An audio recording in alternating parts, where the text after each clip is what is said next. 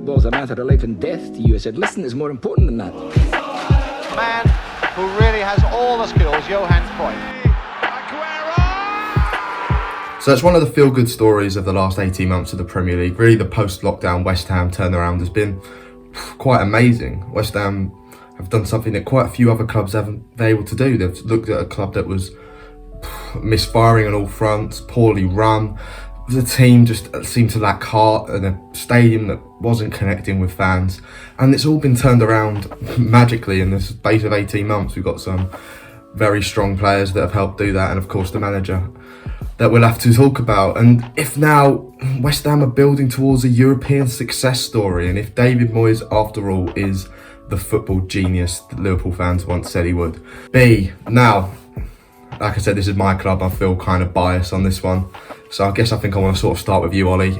West Ham, what's your assessment in the turnaround, the remarkable turnaround that West Ham have managed in the last 18 months under David Moyes? Yeah, well, I've been really impressed with it because obviously before lockdown, there was that season where it looked like they might even go down, and a lot of it boils down to David Moyes, I think. And I like making the comparison between what David Moyes has turned West Ham into what he had with that Everton side a decade ago. And I really like the way they're playing, because you always seem to tell me that West Ham have a style of play, but I'm actually starting to buy into it now just because of David Moyes. I mean, what I do like about David Moyes is that you get those managers who they do it with a hungry young team who have got something to prove, and then they go to a big club where there's a lot of egos in the changing room and they might struggle. And you've seen it with David Moyes at United, and you might have even seen it with Pochettino now with PSG. And I think that it's a kind of team like Everton and West Ham. They are perfect sides for managers like David Moyes. I mean, I really like what he's doing. I've always questioned whether maybe West Ham don't get enough backing, but I don't think you need it with Moyes, because I think he's always going to improve the group of players he's got. And yeah, you've got obviously the standout players like your Antonios, Declan Rice, who I'm sure we're going to get onto. But I like the group of players they've got in terms of like, I still think there's a lot more to come from players like Ben Rama, Fornals, Bowen's another one. I really like Jared Bowen. Obviously the defence, I'm sure you'll start raving about Bonner. The only criticism that I've got of West Ham is that the depth, if you compare their depth to the other teams challenging for those European places, a couple of injuries could really damage your chances of getting into Europe, or even going as far in the Europa League as I'm sure you want. So yeah, I don't know what you think about it, but I'm definitely impressed with what Moyes has done in the last 18 months. Yeah, I think, again, I say every time we do these videos that you're spot on there, but West Ham's troubles come with depth, and that's something that I guess a lot of teams, unless you're Manchester City, in a way Liverpool or Chelsea, you have to deal with, right?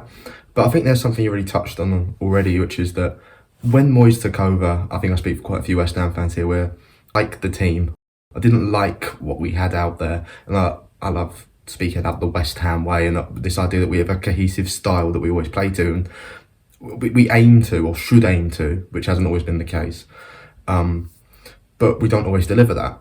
And Moyes has really turned that around, and he's really turned the team around. He's made a team that I like again, and that's really important. I want to talk really about the way he's done that, because it's like you said, it's similar to the Everton team, but I also think it's really different. Because that's the comparison a lot of people seem to quickly draw, is West Ham now under Moyes rather, and Everton then under Moyes, and the similarities both of them teams. In terms of how he's reformed this West Ham team, I think the approach he's took is one that's really taught by the German school of management, in terms of it's one championed by Jurgen Klopp, Thomas Tuchel and Julian Nagelsmann. And this German approach is the one that's dominating Europe at the moment.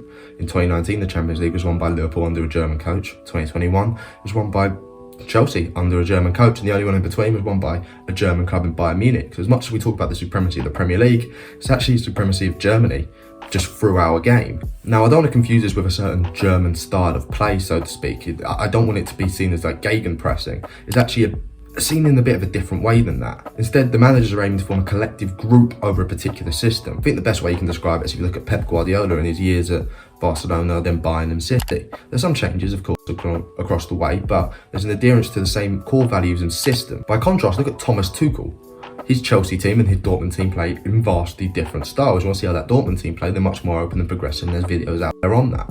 But how he's able to vary between these two styles so drastically and still keep his team working and still be rated as the top manager is basically because of how he forms his group together. And here, there's two quotes that sum it up perfectly. It's Jurgen Klopp's "Why have an arsehole with you instead of a good guy, just because he can kick the ball a bit better," and of course Julian Nagelsmann's now infamous quote that coaching is 30% tactics and 70% social competence. What Moyes has done is been able to weed out people he didn't feel would fit into his collective group, notably Sebastian Haller and Felipe Anderson, two players that are very much quality, but he just felt they didn't, not just didn't run enough, but just didn't fit his collective ethos. And he's replaced them with players like Said Benrahma and Jarrod Bowen. What they offer him is not just running, but it's their part they play in that collective that's really important and allows West Ham to be flexible in their system, as we've seen them play for early parts of last season as 3 at the back, and now they've transitioned heavily to a 4, and we don't know where they'll go from here. But the way he's able to be so fluid with his system is because he knows whatever tasks he ends up giving his individual players, because of their commitment to the collective and to one another, they're more likely to execute them in a positive and in a productive way. I guess the question I want to ask you is, how do you feel the likes of Declan Rice, which we've already touched on as one of the top players in this West Ham team, how he's operating at the moment and how Moyes has changed and developed his game and made him into this superstar of a player? Yeah, so I mean, another one I wanted to talk about is Tomas Soucek, really, because I mean, when I made that Everton comparison, the only real comparison there is I think Soucek's actually been compared quite a lot to Marouane Fellaini, and it's a bit of a weird role he's got, because obviously you've got one sitting and one goes, and I mean, he's not scored as many as he did last season, but he's one of my personal favourites in that team, just because I don't think anyone expected him to get the amount of goals he does. When you signed him, you probably thought, oh, like, he's just going to be your bog standard 6. But I really like the way that them two complement each other. And I think Rice can actually take his game to a whole new level, because I think Rice can play anywhere in midfield. He can play as an 8. We've seen he's starting to add goals to his game. Obviously, for England, you want him as a 6. He's very good on the ball. He's a very good ball winner. But his stats stand out in terms of, in comparison to midfielders. I think he's the best ball winner statistically in the league this season. As I said, he's already adding goals to his game, and he's 22 years old, captain in West Ham. I think he's just, for England, it's so promising. I'd love to see him next to Jude Bellingham at some point. And obviously you've got Antonio, who's almost, I mean, I wouldn't say he's the heartbeat, but he's getting all your goals. He's such a fan favourite, and he's just your focal point. He's the perfect hold-up striker, because he's so unorthodox, but he's such a nightmare for defenders to play against. Yeah, I think you're spot on. When you look at West Ham now, you can't talk about West Ham without talking about Declan Rice. He's one of, not even young players, but one of the standout players in the league this season. Mentally, as someone to be dropped by his boyhood club Chelsea at such a young age, to move to the level he's at now, where he's being described as the best player in the Premier League, or the best in the world in his position by some of the leading players on Twitter, in terms of Glenn Hoddle and John Terry, that takes a lot, especially mentally. And I think what Declan Rice has showcased, and I think it's something that goes under the radar a lot, because we're only now seeing him spoken about in terms of that top level because of how he's done this season and last season. What I think he's shown is the value of coming through at a club like West Ham, where the focus isn't on you in the same way that it would be at Manchester United. Because people forget, when Declan Rice came through, he wasn't the jewel in the crown. That was meant to be Reece Oxford, the person in the academy that, people look to as like the heir to Rio Ferdinand in a way. He was an England under-21 captain. He was, after that Arsenal performance, there were talks of him as a wonder kid and the next big thing. Declan Rice didn't even play for England at youth level. He had his well-documented journey with Ireland. Now, what I'm trying to get across there is, I think Declan Rice is showing that you don't have to come through at one of these big 6 sides to be valued in the same way. There's value coming through in these lower levels, in these lower parts of the league, where, listen, I think you'll remember, because it was a game against Arsenal and I had to fiercely defend him to our mates after this, when Declan Rice ducked out of the way in 2017 and West Ham's in a relegation scrap and the ball goes in and West Ham lose that game 3-1. If you do that at Manchester United, there's a real possibility the media scrutiny means you fall apart, right? I think at West Ham you've got a completely different, we're just not prioritised in the same way in the media, and rightly so. West Ham's not going to get as many clicks as Man United. So I think he's shown terrific value in terms of coming through for young players at these clubs and having that mental steel that when you're rejected by your boyhood club at Chelsea at 14, what you can then go on to achieve. And I think that's one of the big things about West Ham, about Declan Rice, that people don't talk about when they just go onto his stats. They don't realise how great he is sort of mentally to push through to that level. Sort of leads on to something bigger that I want to talk about, is the fact that West Ham and every other club sort of get your little moment in the sun here that West Ham have got right now. I'm thinking of Southampton under Poch and Koeman. I'm thinking Swansea played in the Europa League one year. I think they played Napoli in the semi-finals, or got at least close. Wolves in recent years. What the problem is, if you're a West Ham fan looking at now, is however great this ride is, where does it stop? And that's where I think Moyes really comes into the forefront. West Ham have a great history, but if they want to sustain this level, and where West Ham feel like they should be in terms of being a disruptive force to that top six. So to look at how Moyes is going to try and do that at West Ham and hopefully sustain this level of success, if we can call it that, I think you've got to really look at, well, what he said and what he says to admire. And I think if you look at sort of wider Europe here, we're looking more at the Red Bull model and how they've tried to do things. I've got a quote here from Moyes, which speaks specifically about that. He says, the Red Bull model, which I went to go and see, excited me, particularly how RB Leipzig and RB Salzburg have done, the way they've tried to use young players to develop it. There's a lot to look at now.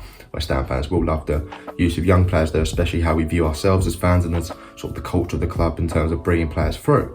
But wider than that, how Red Bull have come to identify players and work well as a cohesive unit and a football structure, it's been focused on a few things.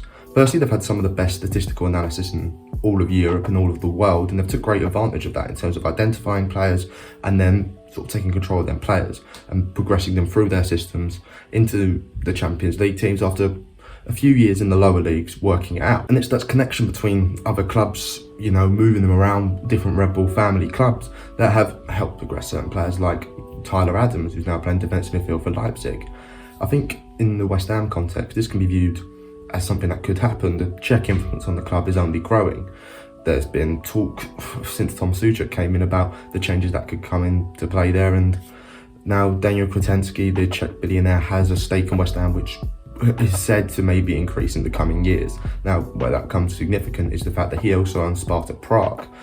The Czech side have a very young, exciting player at West Ham and other European clubs, to be fair, have been looking at in Adam Soucek, and there's been talk of a partnership between those two clubs, and sort of in terms of developing players in a similar way to how Red Bull move around players from their clubs. There could be a situation where players from Prague move to West Ham, vice versa. Now, in general, I don't really like these relationships and these sort of connections that different clubs have, you know, in the world of franchise football. It's not the first time we've seen it in Red Bull. Chelsea and Vitesse known to have their relationship, Man City and Girona, and I suppose as a West Ham fan and West Ham supporter, there's sort of a situation of, if this is the way football's moving to survive, maybe that's what we have to do. In terms of statistical analysis and what related that to Moyes has always been at the forefront of that. In 2008, he applied and negotiated successfully through Everton to use the Football Manager database, one made of hundreds of scouts across the globe, much more than Everton or most football clubs can afford. He was laughed out the room at these times, you know. He was looked at, oh, is he playing a video game? Well, now hundreds of clubs are using Football Manager's databases. Hundreds of clubs have these expansive scouting networks because they see the value in them. So I think this is something that West Ham can use moving forward. And I know this is maybe a bit too big picture and a bit too much theoretical what could happen, but just that there's this sort of plan here. Maybe not from higher ups, but just from Moyes. It's something as a fan of the club we've not really had before, and it's quite nice to see that there might be, you know, to build on the success, and we might not just be a flash in the pan. Yeah, I think it's a good question. I mean, usually when a team breaks into Europe, it's very hard to challenge in Europe and like retain your domestic success. And success for you, I guess, in as it stands, is probably, you know, remaining in those European spots. I mean, we saw with Wolves got into Europe, and Europe kind of, well, playing in the Europa League, it did damage their momentum in the league. And yeah, for you guys, I mean, it is about, I mean, right now it's looking all right. You're sitting in fourth. I know you've just come off the back of 2 losses, but I mean, it depends. What do you look at as success right now? Obviously staying in Europe, but the way you're going, is your expectation Champions League, or is it to go far deep into the European tournaments like Europa League? Do you think you're going to get to a semi-final, or I don't know what the West Ham expectation is right now? Obviously, you're going to have to improve your depth if you want to keep battling on 2 fronts or even maybe 3 fronts. But it's a little bit of a tricky question because I don't see West Ham's investment going to the extent of Chelsea and Arsenal, City, United, even Spurs. I mean, it's very hard nowadays to break into the top 6, and obviously you've got a great manager to do it, but I'm not sure if I mean, you're probably a little bit more opinionated about it than me, but I'm not sure if West Ham's ownership is to, you know, stay in this top 6. I don't think it's heavy enough to stay in this top 6 just yet. So you might have to just settle for, you know, maybe Europa League for a few years until you start seeing maybe some income come in from a Declan Rice if he leaves. I mean, I'm sure you'd get big money for him if he was to go to a Chelsea or a United, but I don't know, it really is, it is dependent on whether you can hold on to this core of players or if you decide to sell them and reinvest. Yeah, that's right. You're spot on when you speak about ownership, and there's been more than a fair bit of discussion about West Ham ownership on a variety of social media platforms. I don't think we really want to add to that, but there is, like, for the first time, there's real aspiration around the club. You know, we're looking at getting this new Czech ownership in. There's some talk from UEFA that they're not really going to be fans of that. I don't know particularly the rules that we'd be breaking, but apparently we might break some rules which could limit us. But in terms of success, it's like I said, I put it in those quote marks there because there's always that thing that people say, well, have they won anything? And I guess West Ham are fighting on fronts at the moment, and where some people think West Ham could go on to do well in competition this season. Personally, I don't think we're going to win the Europa League. I think once those teams start dropping down, I'm looking at Sevilla and Villarreal as maybe dropping down, and Unai Emery and Sevilla both love the Europa League much more than West Ham, so I don't think Barcelona and Dortmund could even come down. I mean, there's a point where West Ham are looking at success as something like going to Barcelona away, which again I know it's crazy, but it's just this idea that from where we were to where we are, it's massive, right? We're on a completely different level, and I think that's something that West Ham fans should always keep in mind.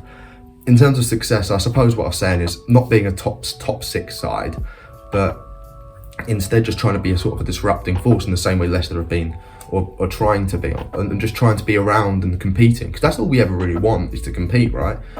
Again, I do think you're right. I think a lot of that, it's money, this sport now. Let's not try and go 2 ways about it. It's a sort of a pay to win sport. We've not even touched on what we talk about. Top 6, one of them teams is going to drop out of them European places if the spending, if they stay up first, but if the spending of Newcastle comes to fruition. So I think maybe we're getting a bit too ahead of ourselves. But so let's go away from the long term, and I'll just keep our fingers crossed it stays going like this, and then start asking the question of this season: where do you see West Ham when all's said and done?